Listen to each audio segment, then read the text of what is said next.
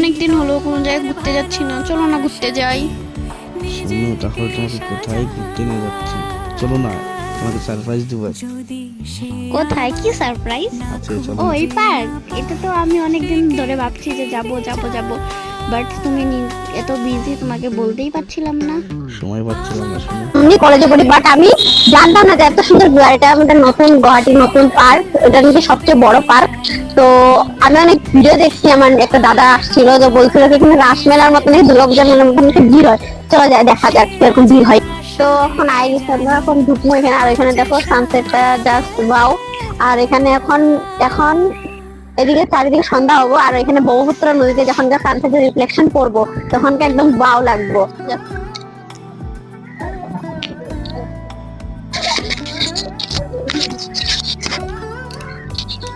বাড়িতে দেখা যাক।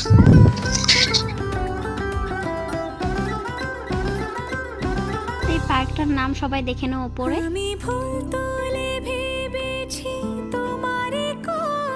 এখানে অনেক মজা করেছি আমরা, আর থ্যাংক ইউ আমাকে এত সুন্দর জায়গাতে নিয়ে আসার জন্য। ওয়েলকাম, শোনো।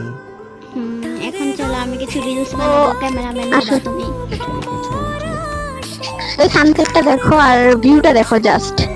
এখানে তো যদি 1000 টাকার টিকিট হয় তো আসার কোনো মানে ওয়ার্থ ইট হয়ে যাবো, যে এত সুন্দর ভিউ, এত সুন্দর জায়গা। তো জাস্ট সানসেটটা দেখো গাইস, এটা পুরো ওয়ার্থ ইট। আমি ভিডিও করতেছি রাও।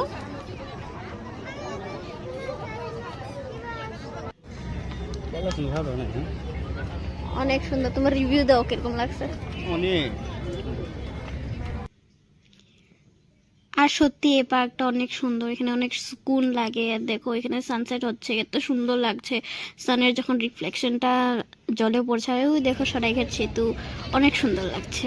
এটা হলো সাইডটা।